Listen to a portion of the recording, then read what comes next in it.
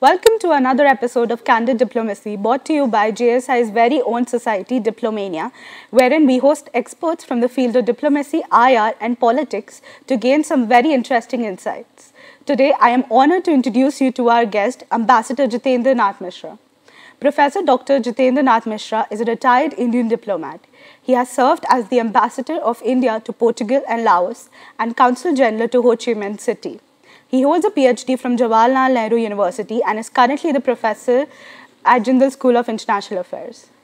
As an internationally published author, he has about 25 book chapters and 25 journal articles in social sciences and literature in world-renowned journals. He has appeared on BBC, Swedish Radio, the National UAE, All India Radio, NDTV, CNN, Rajya Sabha, DD Sports, Times Now, and many more critically acclaimed news channels. Additionally, he served as an advisor to the government of Orissa state on sports and has been published in several newspapers in India, Bangladesh, Thailand, and Vietnam. His forthcoming book is titled The Sports of Pace and Grace, a biography of field hockey.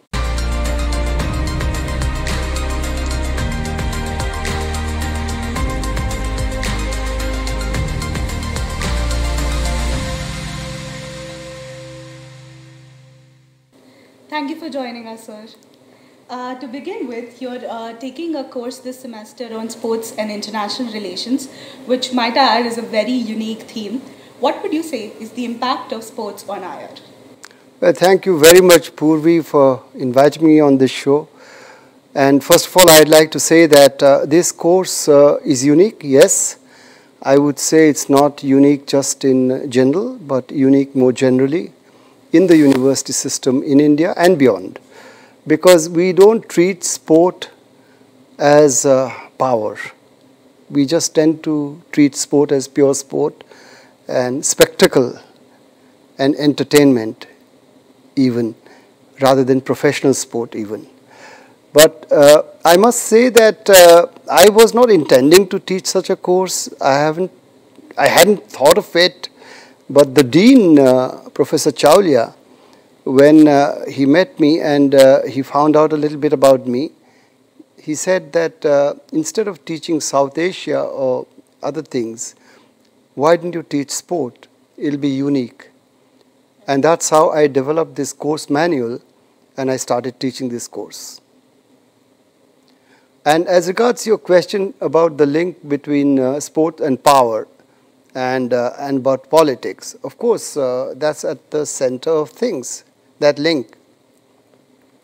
Because sport is not just a contest between two physical beings, not just a contest of skill, but also the context of ideas, always, and ideology, and ways of looking at the world. And even the Greeks, when they did sport, they did that. Look at the Dvanda Yuddha of the Mahabharata. What happens? It's basically a showing of the mettle of skills in archery and in wielding different kinds of weapons between the Kaurav and the Pandav princes. But what happens? It quickly becomes something like a real fight, a real war. In fact, the genesis of the Mahabharata war, I must say, when I saw the visuals in the television series, seemed to lay in that contest. And everybody was giving a caution to everybody else. So therefore, when Indians and Pakistanis, for example, they play sport, there's a lot of passion. Off the field, they're very friendly, usually. But on the field, there is a fierce rivalry. The Australians and the British. And say in a sport like field hockey, for example, can you believe it? The Canadians and the Argentinians, they have a very lively contest. And the Australians and the British in cricket, and I would say more than that, the Australians and the Indians in cricket. And in field hockey, the Australians and Indians, but of course it's not an equal contest. Australia is much better. So these kinds of things have been happening. So I would say that sport and sporting performance and the quality of the performance is really decided by geo-economic factors, not just by the level of skills, not just by the quality of the training or the diet, but something much more. And sport is leveraged and used by all governments to further and promote the national interest and the strategic interests of that country. For example, the Winter Olympics. Take the example of the Winter Olympics 2022 in Beijing. What happened? Who showed up and who didn't show up? President Putin showed up. Yes. The US president did not show up. There was a diplomatic boycott, not a sporting boycott, but a diplomatic boycott. India didn't show up. But what happened? It was not just about skating and other kinds of skills, winter sports skills. It was about the joint statement, the so-called no limits partnership. The war in Ukraine had just begun, and so here was Putin showing solidarity with China, and he kind of pulled it off because China agreed to the so-called no limits partnership. It turned out to be something else a little later, but it was a very clear message to the United States and its supporters that you may boycott us, but we are not going to not challenge you. So sport is always a contest in that sense. Thank you, sir. That was a very good linkage to our past, and I think the viewers have gained a lot of insight. Moving on, you have served as a diplomat for a long period of time. Could you tell us more about what prompted you towards academia? That's a very good question. Actually, I didn't move from diplomacy to academia. I moved from academia to diplomacy and back to academia. Let me explain it. I was a research scholar in Jawaharlal Nehru University. I just finished my master's in the year 1979. And at that time, my passion was foreign affairs. That's why instead of studying history, after getting the national scholarship in Delhi University to study history, which was the condition, I decided not to accept the scholarship, but go and study in Jawaharlal Nehru University because I wanted to study international relations.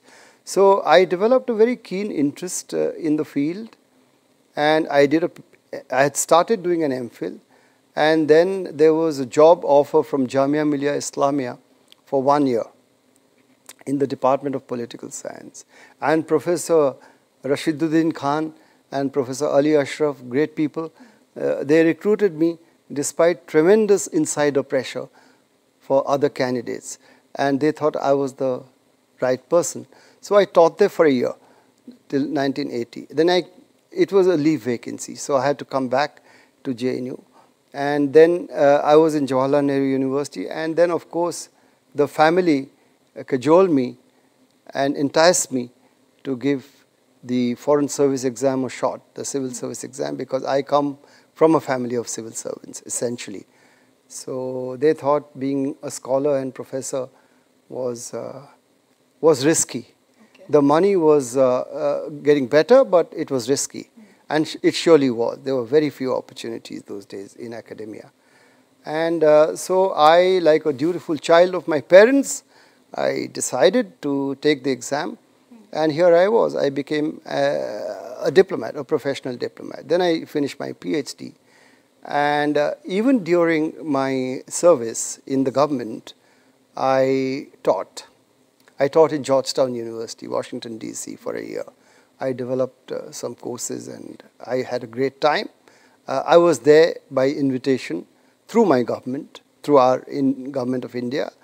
And so I was always dabbling in academic life to a limited extent, not writing much. I started writing, but more review essays, because it's not your own writing, not your own views.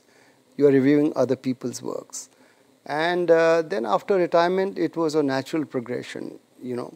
Jamia Millia Islamia, University of Lisbon, Vietnam National University, and finally here. So it's been academics, diplomacy, academics. Thank you for sharing that, sir. Just delving into that further, could you share maybe a defining moment of your career? Well, a defining moment of my career, there have been so many difficult moments. For example, when I was in Libya,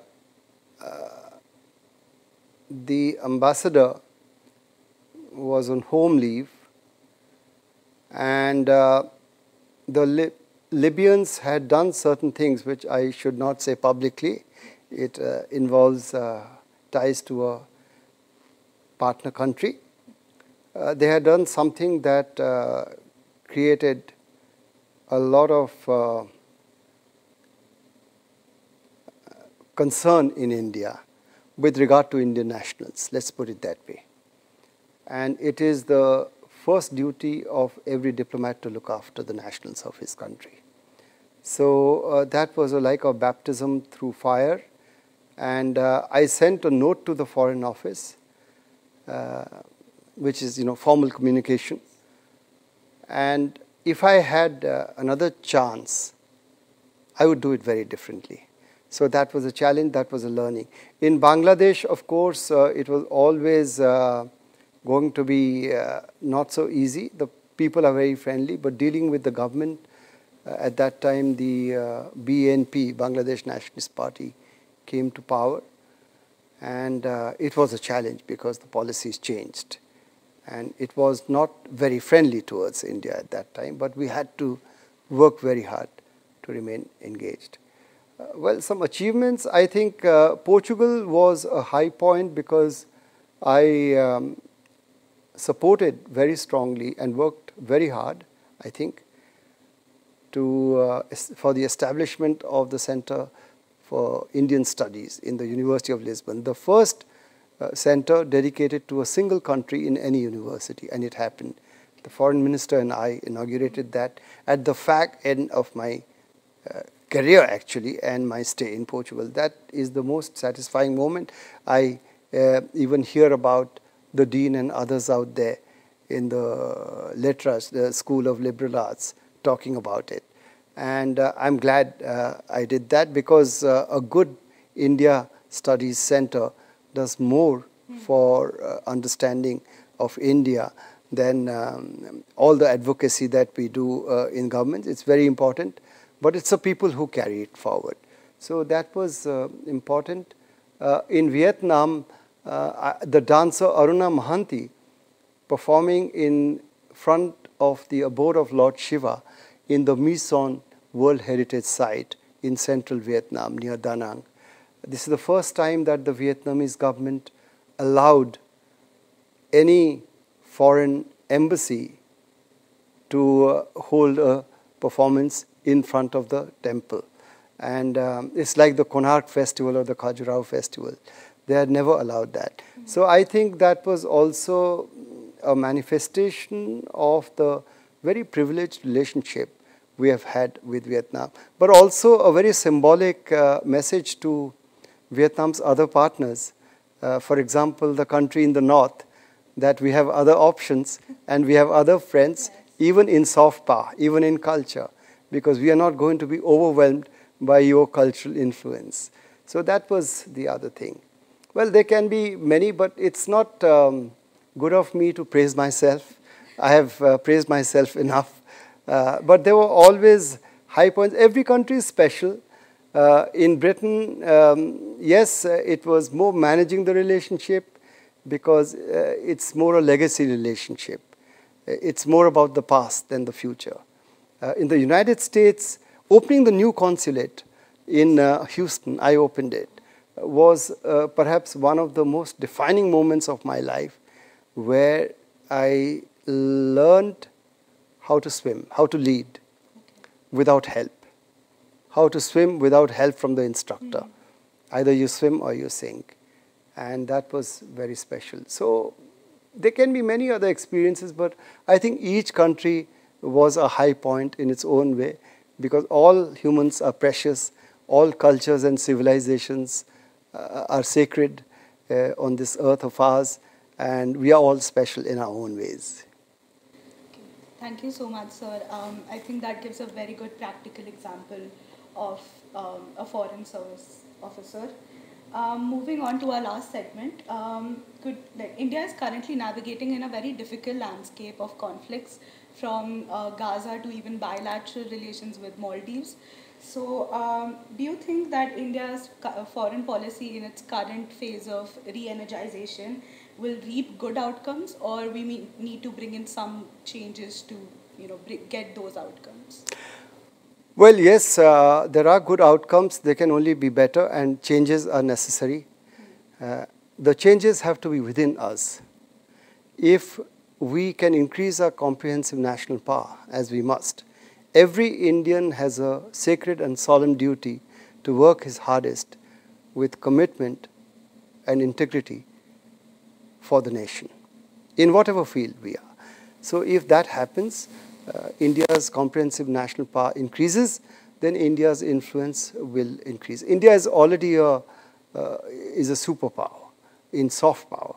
But soft power by itself doesn't really yield the kinds of benefits that come with a combination of soft power. Let's say hard power with a soft face. Yeah. That's what diplomats do, essentially. So without the hard power, the soft power itself cannot achieve results. But then success or failure in diplomacy doesn't depend on one side, does it? It also depends on the other side. In other words, we are going through, for example, a difficult phase in our ties with the Maldives. Yes. Now, one way is to be prickly and to react as our social media did, yes, by saying, let's boycott Maldives tourism. Now, that's very, very short-sighted. I've said it on television, okay, repeatedly. Because you are handing the floor, you are really handing a victory to countries that may not be so well disposed towards you, to gain at your expense. Now, we have to create dependencies, yeah, for leverage. Their prosperity should be connected. I wouldn't say dependent on the Indian economy. I take back those words. I would say their prosperity should be linked to the prosperity of India. It's a win-win situation. So this is not what happened. And right now, look at it from the point of view of the Maldives. Yes. They are trying to increase their options. They are practicing what we in India call strategic autonomy. But whether they can do it or not do it depends on how skillful they are, also on the environment. But it's not as if they are just abandoning in friendship with India and embracing other powers. Well, at one time, the other powers complained that they had abandoned them before this episode happened recently under President Muizu. So let's not play the victim card. Let's be positive, let's be upbeat, let's work very hard to convince them that actually their interest lies in accommodation and friendship with India, and not by rejecting the kinds of linkages that had been built up in the past by previous governments with India, in Maldives with India. So I think that's what Indian diplomacy needs to work at. It has to be strategic patience and sometimes strategic silence. Okay. And our government has been extremely wise. Our minister was asked, as you know, all this is happening in the Maldives. He says, I cannot guarantee that everybody will support us on every issue. He made that statement, which is true. There is domestic politics. They are a sovereign country. We must, and as we are doing, we must respect the sovereignty of a friendly partner country. Gaza, well, I think India has been very pragmatic. I look at the world through the prism of power. Yes. I adhere unashamedly to the realist theory. You know, the Cotilian school or the Kissingerian school in the modern age, the John Mearsheimer school with regard to Ukraine. And I think India has acted out of self-interest. There is a fine balance between the early support for Israel as a victim of terror, but nothing more, and later reiteration of the more traditional stand of a two-state solution and, of course, the humanitarian crisis. So India is has struck the right balance, I think. But India also must be mindful that we have a challenging northern neighbor, and we have to build partnerships in the real world with real power, with partnerships of power and influence, with partners who can contribute to our power and influence in dealing with a very, very assertive neighboring country of ours that is providing challenges to our territorial integrity and our national interests and to our sovereignty, and more. So therefore, I look at it structurally, like the I to you to. It's very important for India. The India, Middle East, Europe economic corridor, very important. So the actions of Hamas have very clearly disrupted things that are very important for India to build capabilities to deal with the present challenge. I'm talking about the Belt and Road and other things. The present challenge emerging from our neighbor. For India, it's a very actual, real challenge because it's eyeball to eyeball. There is confrontation there was confrontation, and there is a standoff going on even today, unresolved issues. So I look at it not in terms of just Israel and Hamas, or in terms of the Middle East, but I look at it globally and structurally. But at the end of the day, we have to deal with these issues by increasing our comprehensive national power. We must grow at 8% plus and then decrease the gap with the 4 countries that are ahead of us in GDP per annum. And if we can bridge the gap, we'll be number 3, number 2, and who knows, number 1. Some people predict number 1 in 2100. So we need to be patient and optimistic. Hopefully, sir. So I guess the key takeaway here is comprehensive national power. Yes. And that's a very important analogy to keep in mind. I think we end here. Thank you so much, sir. I think these were very deep and insightful thoughts. And I'm sure students and other viewers can learn a lot from everything you've shared here today. Thank you so much. Well, thank you very much. I just want to say one final word. Yes. When you introduced me, since then I've also written a book, edited and translated, a poetry, and it's come out, and I hope people will enjoy that book also. It's called Radha Land and Worlds Beyond. Okay. Please do check out the book. Sorry so much. I completely... Obviously, this was before the interview. Okay. Yes. Okay. Thank you for everyone for watching. Thank you.